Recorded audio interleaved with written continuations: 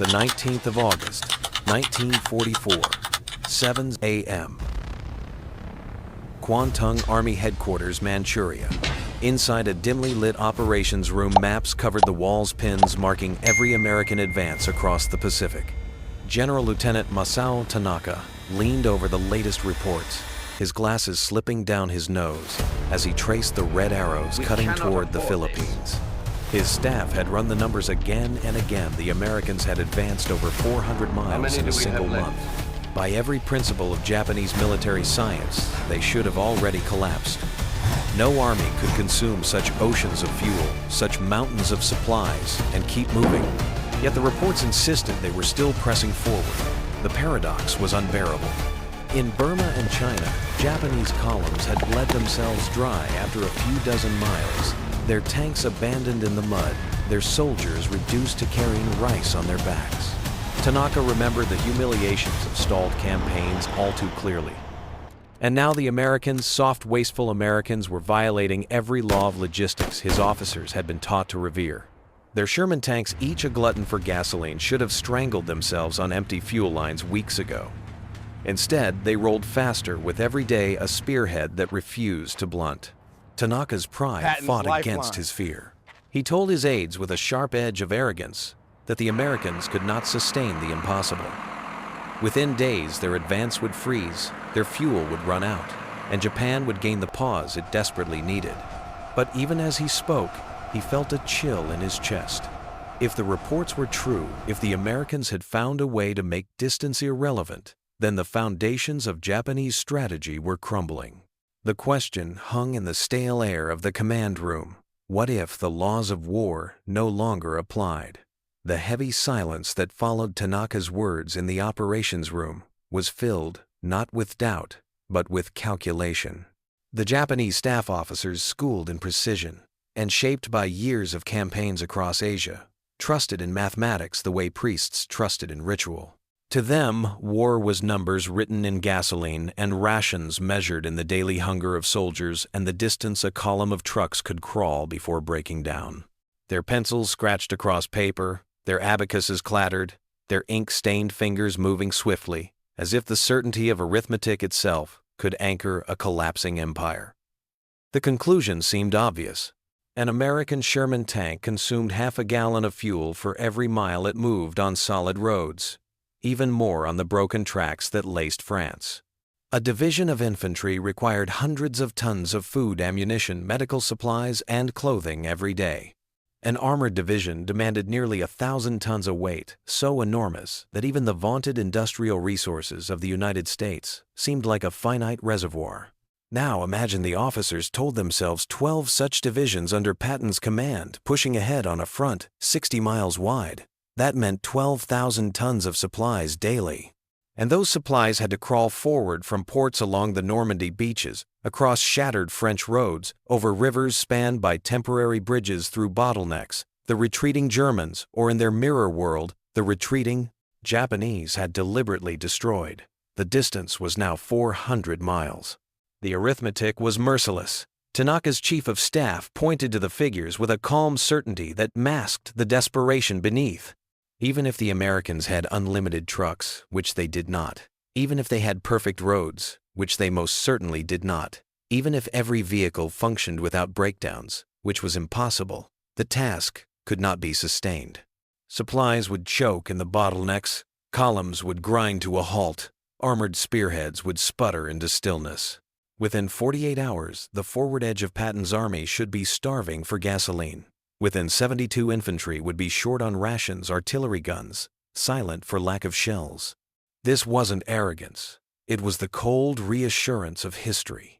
Every Japanese officer in that room carried scars of campaigns where the dream of speed had died under the weight of supply. In China, divisions had advanced brilliantly for weeks, only to be trapped by their own empty carts, unable to push forward or retreat. In Burma's jungles, Japanese columns had struggled to move through choking terrain.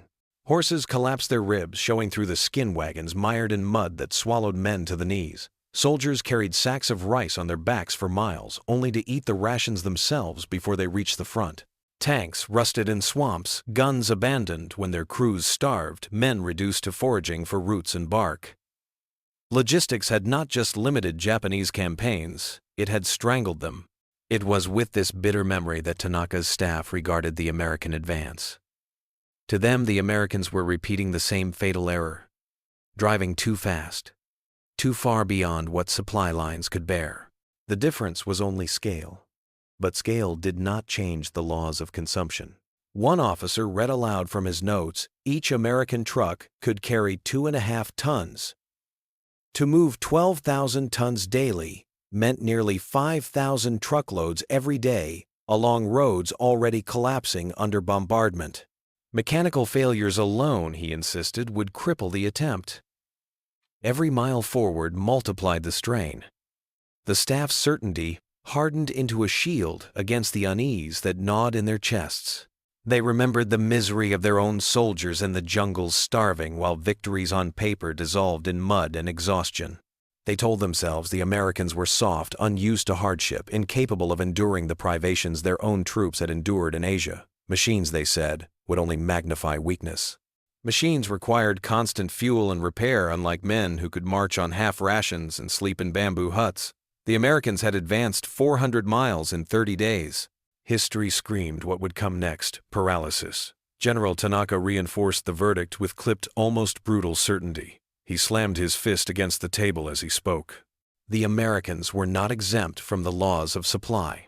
No nation, no matter how rich, could conjure gasoline out of the air or repair roads faster than bombs could destroy them. The mathematics could not be defied. His voice rose in the room as he declared. The staff officers nodded in unison, their faces taut, their confidence anchored not in pride, but in a desperate need to believe. Yet the atmosphere in the command room carried an undercurrent that no one dared voice. The report spoke of something unusual, something beyond precedent. American columns were moving faster than calculations allowed, covering 60 miles in a day, then doing it again the next. Supply convoys had been sighted running through the night, headlights blazing, violating every rule of concealment. The Japanese had long taught that night marches required darkness, that convoys must scatter to avoid destruction.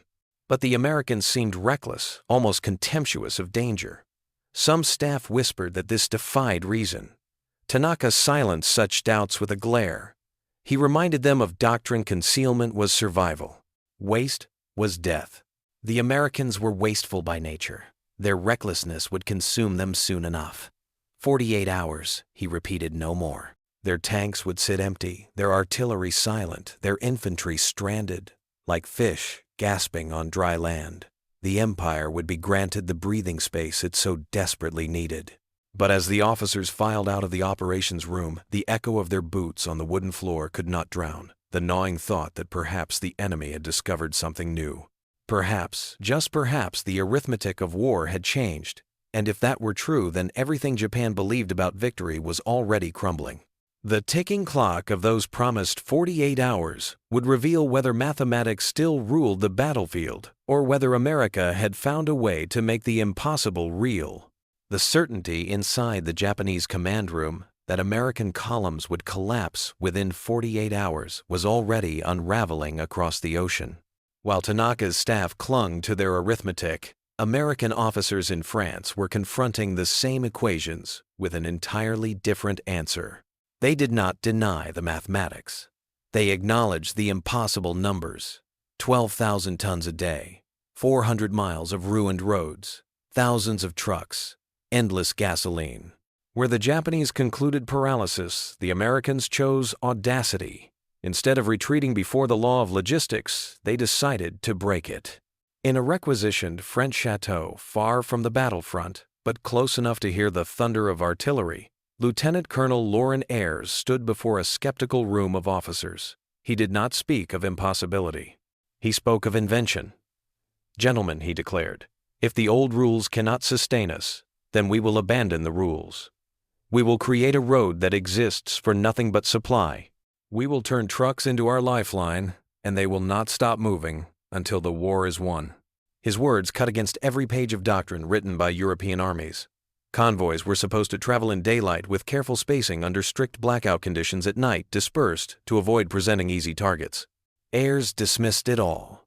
The Americans would drive headlong into the darkness, headlights, blazing engines, roaring an iron artery, feeding Patton's insatiable divisions. The plan took shape with breathtaking speed. They called it the Red Ball Express, a name borrowed from American railroads, where Red Ball freights were given absolute priority over all other traffic. The symbolism fit perfectly. This would be a rolling railroad of trucks, each given total precedence, every ounce of fuel and every round of ammunition rushing forward on wheels. 2 highways were designated as one-way arteries, one flowing east toward the front, the other west for returning empties. Military police set up checkpoints to enforce speed. Any truck that slowed below 25 miles per hour was ordered aside, sometimes shoved into ditches because nothing could interrupt the flow. The tempo was relentless. Convoys dispatched every 5 minutes, engines running 20 hours out of every 24. It was a logistical gamble bordering on madness. The Japanese would have called it suicide. Headlights at night meant an open invitation to Luftwaffe attack. Convoys in continuous columns meant a single wreck could paralyze the road. Mechanics warned that engines would seize, tires would shred, drivers would collapse from exhaustion. But the Americans pressed forward with the conviction that sheer volume would bury every failure. If 20% of the trucks broke down, then they would send 30% more. If engines burned out, they would rip them out and drop in replacements on the roadside. If drivers collapsed, fresh men would climb into the cab without ceremony. Where the Japanese sought efficiency and preservation, the Americans embraced waste as a weapon. The decision carried a cultural defiance that went beyond logistics. Many of the drivers assigned were African American soldiers, relegated to segregated units, and denied combat roles. Now they were placed at the very heart of the war effort. They painted slogans on their trucks: Hitler's Headache, Patton's Lifeline, Detroit to Berlin Express, transforming the monotony of convoys into a mission of pride. They created their own traffic laws, their own humor, their own fierce rhythm. In every mile driven, they were rewriting both the war and their place within it. Within 36 hours of Ayres' briefing, thousands of trucks were rolling. The countryside of France, still scarred by retreating German forces, became a stage for an operation that seemed to defy the physics of supply. Drivers slammed down the accelerator, pushing their machines past limits. Mobile maintenance units lined the route, cranes and wrenches ready to tear open a seized engine and rebuild it in less than an hour. Fuel dumps were established every 25 miles. Tanker trucks ran parallel to keep the lifeline moving so that no vehicle ever waited more than minutes for gasoline. It was an unending river of steel and determination. For the Japanese, such a system was inconceivable. They had relied on horses well into 1944. Their trucks, few and fragile. Their fuel stocks, dwindling. Their doctrine demanded concealment, rationing, economy. To see the Americans abandon economy altogether, to see them blaze through the night with thousands of engines burning fuel at a rate that could consume the reserves of entire Japanese armies, would have seemed lunacy. Yet in that lunacy was genius. By discarding the rulebook, the Americans created an organism of motion, an improvisation of men and machines that functioned precisely because it was not bound by caution. The heart of the decision was simple and brutal: speed above all else. Every calculation served that principle. Convoys averaged 35 miles an hour. Round trips of nearly 700 miles were completed in less than 2 days. The tempo of Patton's advance no longer waited on depots or railway schedules. It surged forward in rhythm with the convoys. The battlefield itself was being rewritten. Where the Japanese predicted a standstill, the reality was acceleration. The boldness of the decision electrified the soldiers who saw it. Infantrymen on the march watched the endless convoys thunder past trucks piled with ammunition, crates of rations, barrels of gasoline. Artillerymen knew that for every shell they fired, another waited on the highway behind them. Tank crews understood that the roar of their engines could continue without pause because somewhere behind the lines another convoy was already pushing east. Ayres' gamble had transformed supply into a weapon. The Americans no longer feared the tyranny of distance. They made distance irrelevant. And as the Red Ball Express tore across France, the Japanese calculations, precise and logical, began to look less like certainty and more like delusion. What Tanaka's staff believed to be the law of logistics was being shattered by the grinding wheels of 6,000 trucks, each one carrying not only supplies, but proof that in this war, audacity could triumph over arithmetic. The foundation was laid. The Americans had declared war not only on the German armies, but on the very concept of limitation. And for every mile the convoys advanced, the clock ticking down, Tanaka's promised 48 hours grew more meaningless. The storm of trucks was coming, and nothing, neither doctrine, nor mathematics, nor disbelief, could stop it. The gamble that Ayres and his fellow logisticians had staked everything on was no longer just a plan scribbled on charts in a chateau. Within hours it had become reality, a living, breathing monster of motion stretching from the ports of Normandy to the forward edge of Patton's advance. The Red Ball Express was born in noise and fire and the groan of engines pushed to their limits and the steady roar of convoys that refused to stop. What Tanaka's staff in Manchuria had dismissed as impossible now thundered across France, measured not in theory, but in numbers that crushed every calculation the Japanese had made. The sight itself was staggering. To stand on a roadside and watch the convoys was to witness an unbroken artery of war. Trucks followed one another at intervals of mere minutes, headlights burning even in the darkest hours. The official rule was simple and merciless: no halts, no hesitation. If a truck faltered, it was shoved into a ditch and the column flowed around it. Mechanical failure was not a catastrophe. It was collateral anticipated and accepted. Behind every crippled vehicle were 10 more. Behind every abandoned engine, another convoy roaring forward with 5 tons of supplies. Numbers told the story more forcefully than any speech. The Red Ball Express deployed nearly 6,000 vehicles in its first wave, each 2.5-ton GMC truck carrying artillery shells, fuel drums, food, or medical supplies. Convoys departed every 5 minutes, an endless tide of 60 or 70 trucks at a time, rolling east at an average of 35 miles per hour. That meant more than 1,000 trucks per hour pounding along the route day and night, their headlights gleaming like a river of fire. In the first week alone, almost 90,000 tons of supplies were delivered, an average of over 12,000 tons each day. This was not arithmetic failure. This was arithmetic overturned, rewritten in steel and gasoline. The Japanese had calculated that Patton's divisions would collapse after 48 hours without resupply. Instead, they surged forward with new strength. Each armored division devoured 1,000 tons daily, and the Red Ball Express provided it. Each infantry division consumed 700 tons, and the convoys met the demand without pause. Where Tanaka's staff had predicted paralysis, the numbers proved acceleration. American units were advancing faster with every passing day because their supplies were not delayed but waiting at the front lines when they arrived. The rules of the system were brutally clear. Trucks traveled one way, only loaded eastward, empty westward. Military police patrolled every checkpoint, enforcing speed limits, and reverse slow vehicles were not tolerated. Any truck below 25 miles per hour was forced aside, treated as a roadblock rather than a comrade. Fuel depots were established at intervals of 25 miles, staffed by tanker trucks that waited with engines running so no convoy lost more than 10 minutes. Mobile maintenance teams stationed themselves every 50 miles, equipped with cranes, spare engines, and welding gear. Repairs were triaged with battlefield ruthlessness. If it could be fixed in 15 minutes, it was fixed. If not, the vehicle was cannibalized and the convoy rolled on. Every aspect of the operation screamed defiance at conventional doctrine.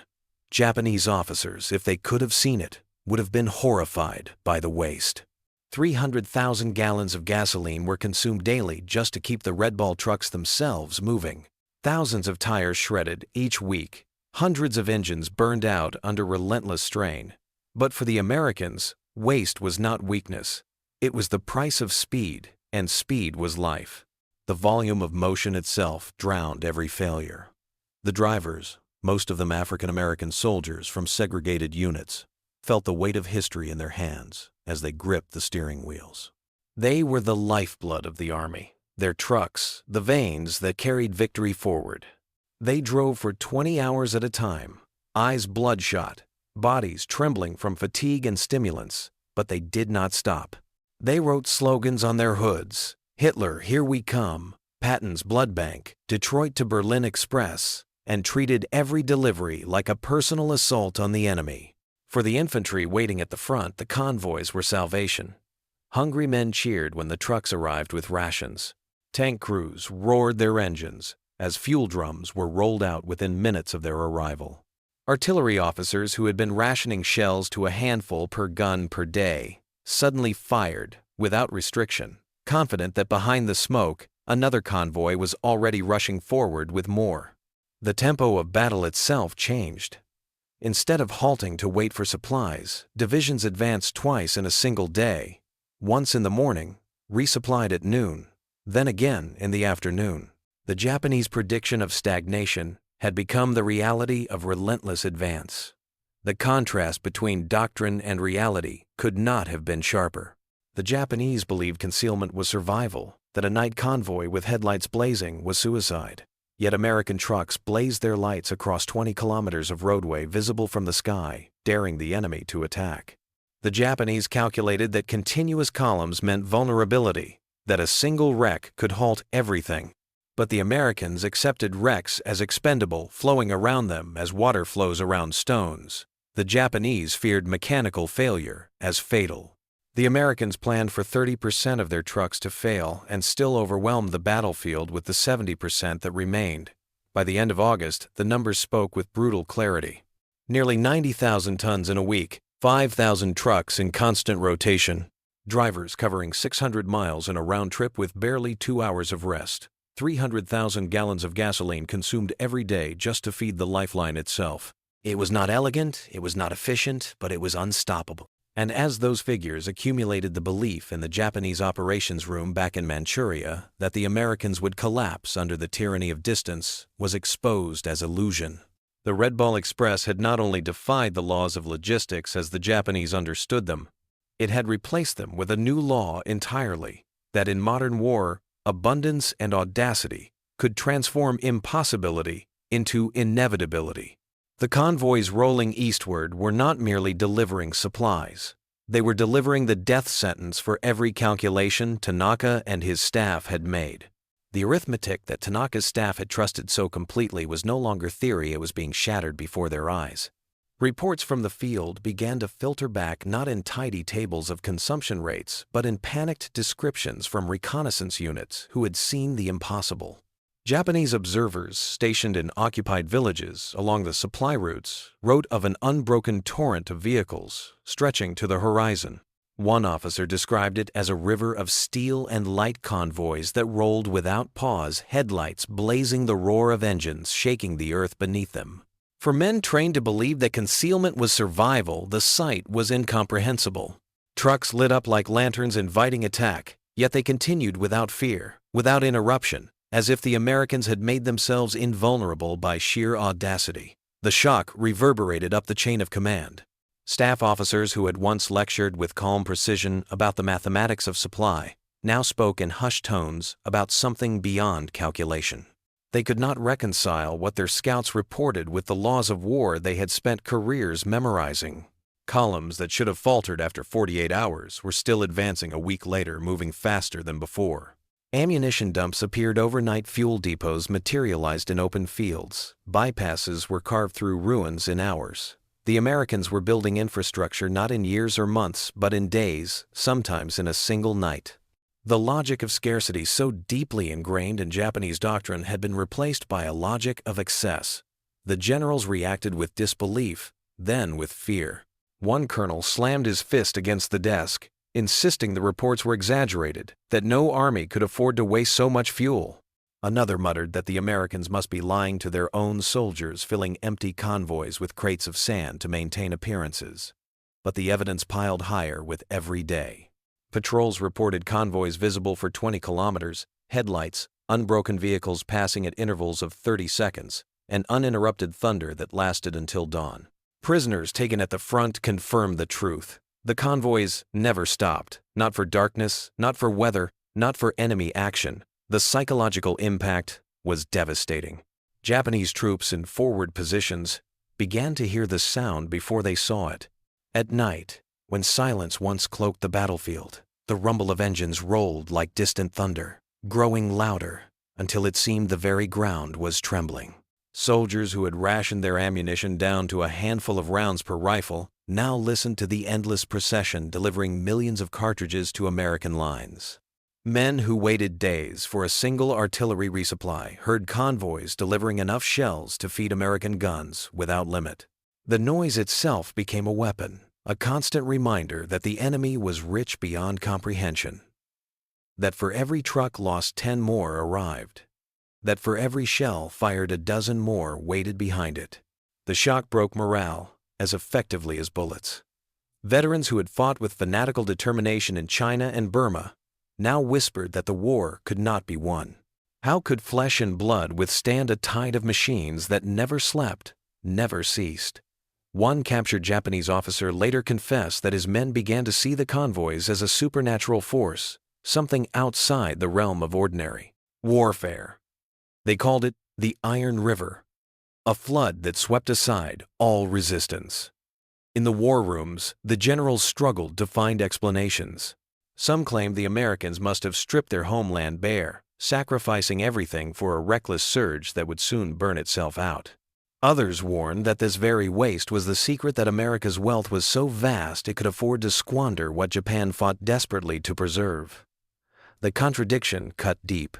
Doctrine taught that efficiency was strength, but here was the enemy proving that inefficiency, if backed by abundance, was stronger still. It was not just tactics that were collapsing, but the very worldview that had guided the Japanese military for decades. The dissonance reached its peak when reports described American drivers ignoring every principle of discipline. Trucks that failed were abandoned engines, cannibalized at the roadside wrecks, shoved into ditches. To Japanese eyes, this was chaos, the opposite of soldierly order. Yet somehow the chaos produced results. The convoys kept rolling, the supplies kept arriving, and the advance at the front only accelerated. The Americans had made improvisation itself into a weapon, and the rigidity of Japanese doctrine had no answer for it. Among the rank-and-file despair deepened. Men who once cursed the enemy now fell silent when the night convoys roared in the distance. They spoke of phantom trucks of hearing engines even when none were present. The sound haunted them, eroding willpower, making sleep impossible. One Japanese private captured near the Seine told his interrogators he had prayed each night not for victory, but for the trucks to fall silent just for a few hours so he could believe the enemy was mortal. The effect was contagious. Civilians who had endured Japanese occupation saw the convoys as proof that liberation was inevitable. Children ran to the roadside cheering the endless line of American trucks, while soldiers of the empire watched with hollow eyes, realizing that the people they ruled no longer believed in their strength. The convoys were not merely supply lines. They were propaganda in motion, a visible demonstration that Japan was fighting a nation whose resources were beyond imagination. By early September, the illusion of Japanese certainty had collapsed entirely. The staff that had once predicted paralysis within 48 hours now met in silence, their maps cluttered with arrows that advanced faster than they could update. Every night the reports arrived. More trucks, more tonnage, more fuel, more shells. The empire's proud doctrine, born in the jungles of Asia and tempered by years of sacrifice, lay in ruins. What the generals had thought immutable scarcity, discipline, concealment, was being erased by abundance, improvisation, and audacity. And so the shock hardened into dread. If the Americans could turn trucks into weapons, if they could transform waste into power and noise into psychological warfare, then Japan was not merely losing battles. It was losing the very foundation of its military faith. The rumble of engines on distant roads was more than a sound. It was the echo of defeat.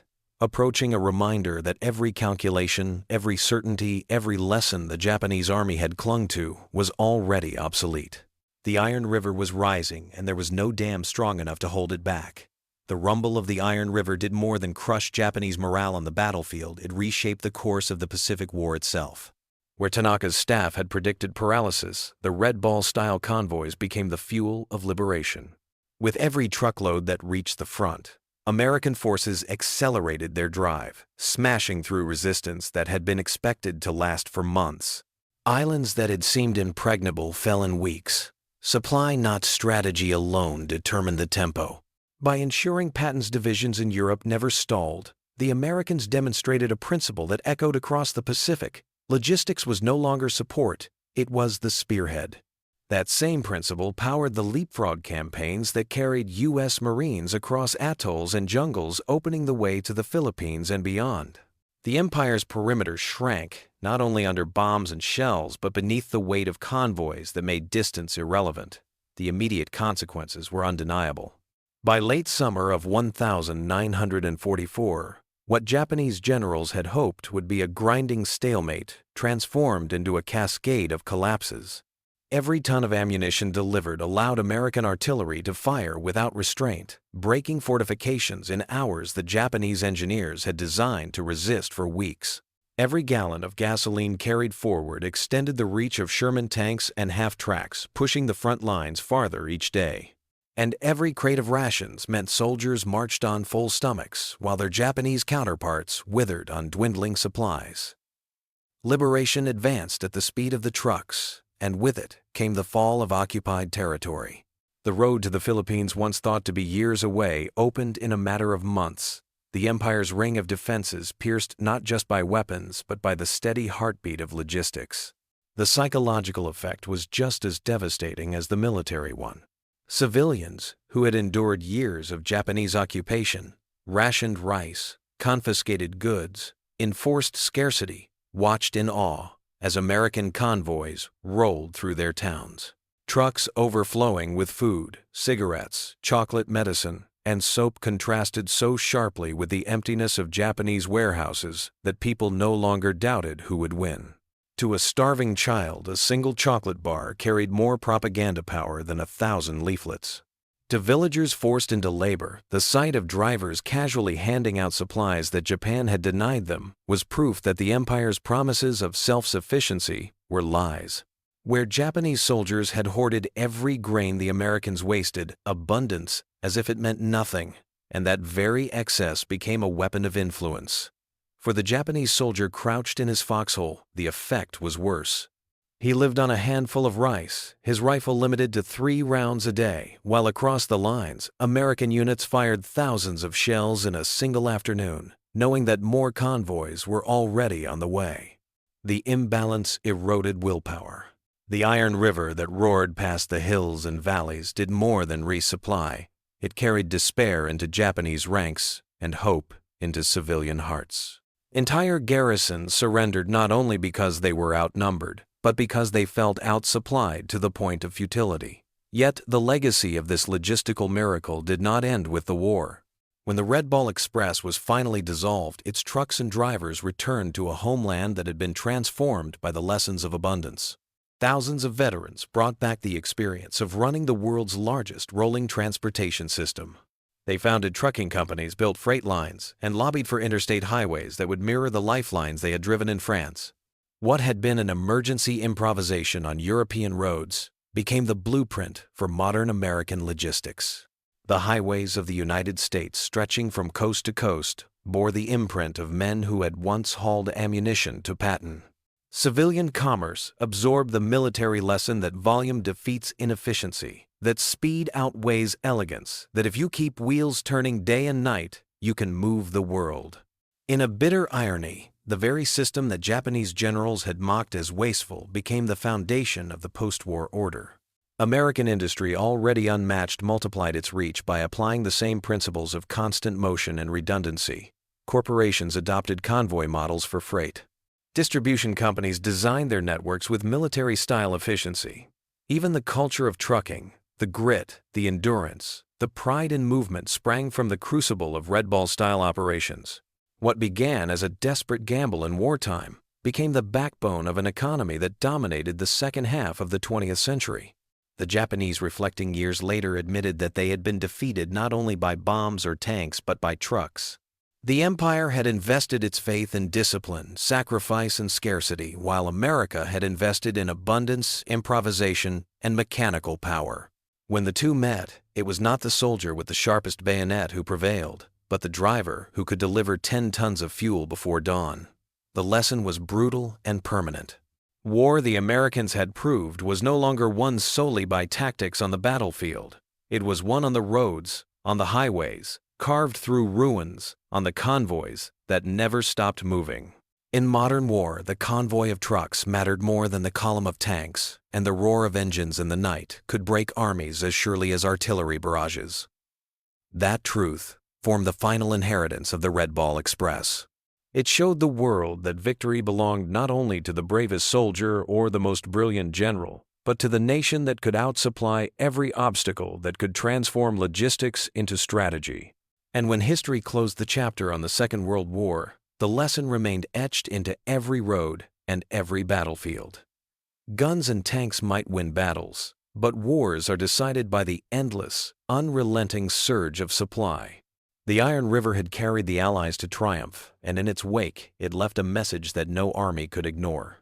In the age of industrial war, the truck was the ultimate weapon, and logistics was destiny. In the end, the Iron River of trucks spoke louder than any gun or tank.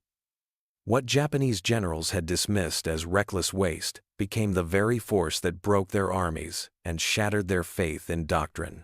Civilians saw abundance where they had known only scarcity, and soldiers heard defeat in the endless rumble of engines. The Red Ball Express proved that modern war is not decided solely by courage or tactics, but by the relentless flow of supply.